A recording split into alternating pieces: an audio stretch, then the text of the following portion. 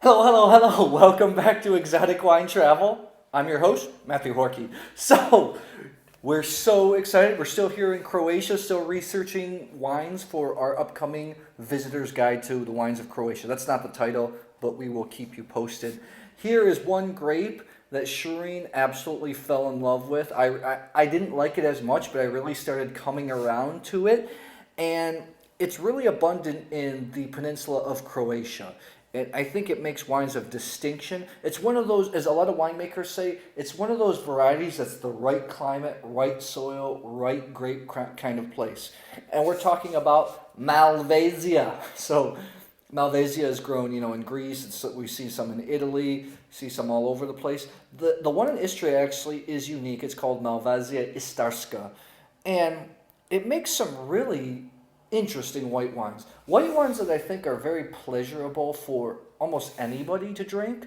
They are not super acidic. They're ripe. They have more riper fruit flavors, about 13% in alcohol usually.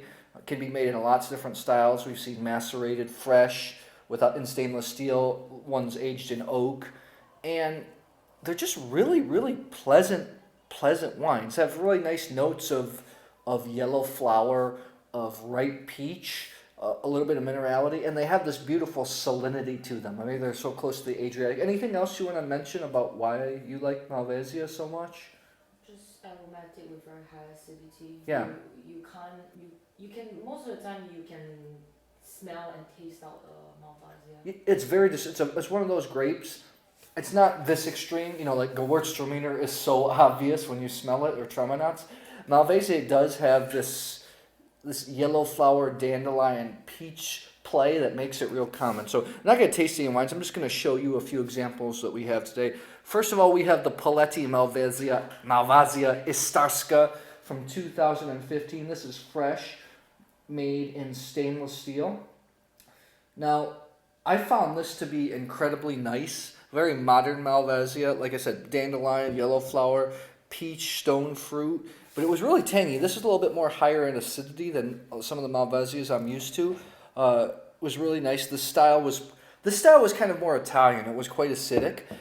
Then we have this other fresh Malvasia. This actually won a competition this last year in Istria of being the best fresh Malvasia. This is the Fakin Malvazija Istarska 2015. I had high hopes for this Malvazija. It wasn't super good, but it wasn't not good. And do you remember anything about this? It was fresh, but it had a little bit of the yogurt nose and palate, which makes it smooth. Oh, I remember. Yeah, you're exactly right. One thing that this Malvasia can be made in many different styles. This tasted like it was in the lees in stainless steel, so it had kind of that yogurt yeastiness to it. It was pretty nice. I still think this is good.